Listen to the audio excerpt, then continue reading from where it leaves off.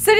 Bon alors il y a un peu plus d'un an j'avais fait une vidéo qui s'appelait Être célibataire c'est, et vu que la Saint-Valentin arrive et que ma situation amoureuse a changé, j'ai décidé de faire aujourd'hui Être en couple c'est. Et oui, c'est le programme du jour. Et qu'on vienne pas me dire que je peux pas être patiente, parce que vraiment ce changement de situation amoureuse, moi je l'ai attendu pendant des années.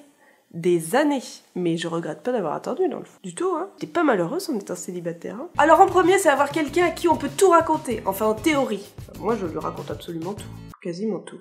C'est avoir quelqu'un qui nous connaît par cœur. C'est se comprendre juste en se regardant. C'est avoir des petites private jokes qui vont nous faire seulement rire nous deux. C'est avoir quelqu'un de présent dans les bons comme dans les mauvais moments. Et ça aide quand c'est dans les mauvais.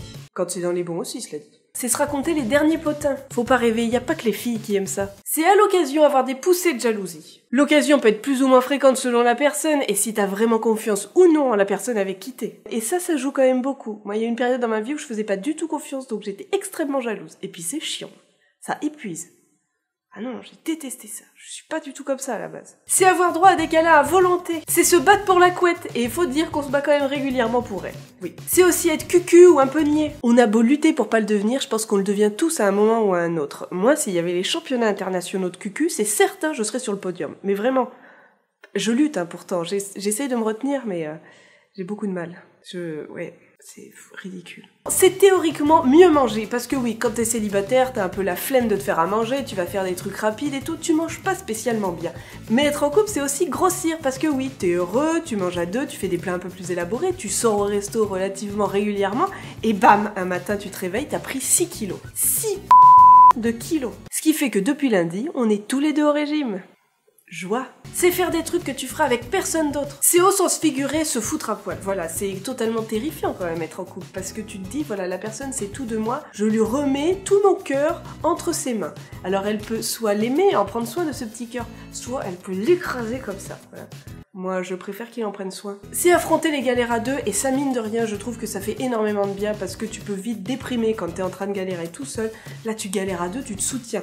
On peut se rebooster à deux. C'est avoir quelqu'un avec qui on puisse être totalement soi-même. Tu peux être toi-même avec tes amis, c'est certain. Moi, je le suis à 200%, mais je me dis qu'il y a quand même des petits trucs où tu peux pas totalement le dire à tes amis. Voilà, des petits trucs que tu dis qu'à la personne avec qui t'es, quoi. C'est parfois s'engueuler et se réconcilier juste après. Moi, je suis très mauvaise pour m'engueuler, je sais pas faire, je gère très mal une engueulade.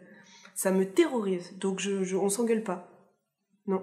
C'est avoir quelqu'un qui va critiquer certains vêtements que l'on a dans sa garde-robe. Oui. Cela dit, c'est un mal pour un bien, parce que ça aide à mieux s'habiller, à prendre conscience que ce que tu portes des fois c'est un peu laid, et de deux, ça aide à plaire à quelqu'un. Et ça fait quand même du bien de savoir que tu lui plais. Moi, ça me fait toujours plaisir quand je sais que je lui plais. Mais je sais que j'ai des trucs dans ma garde-robe qu'il déteste. Il en haït certains. C'est devoir faire des compromis, mais c'est toujours mieux quand c'est dans les deux sens, parce qu'on sait très bien que certaines fois on va devoir faire des choses qu'on n'a pas du tout envie de faire, mais à l'inverse, il le fera aussi. C'est avoir plein de projets d'avenir. C'est parfois avoir peur que ça se termine un jour. Étant de nature stressée, ça m'arrive parfois de me dire ça. Tout va bien dans notre couple, mais voilà, parfois je me dis que si jamais un jour il part, et ben je vais finir comme un pauvre petit caca desséché en plein mois de juillet. Ce qui fait qu'en général, je prends conscience à quel point je l'aime. Voilà, c'est tellement cucu,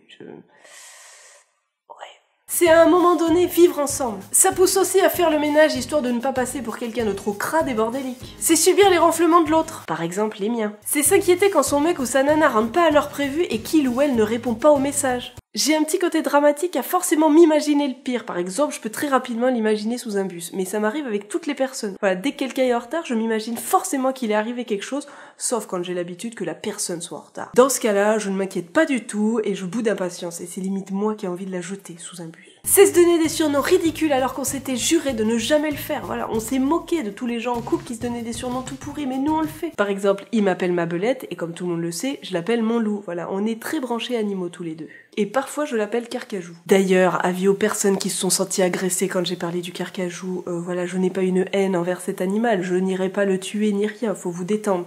Je dis juste que je n'aime pas ça au même titre que je déteste les araignées. C'est tout. Je ne lance pas une propagande contre l'extermination du carcajou, faut pas exagérer non plus. Je suis quelqu'un de paix, j'aime beaucoup les animaux. C'est juste que j'aime pas le carcajou, ni les araignées, voilà, faut pas en faire tout à plat. S'il y a un peu de bruit, c'est que Gus chasse sa queue.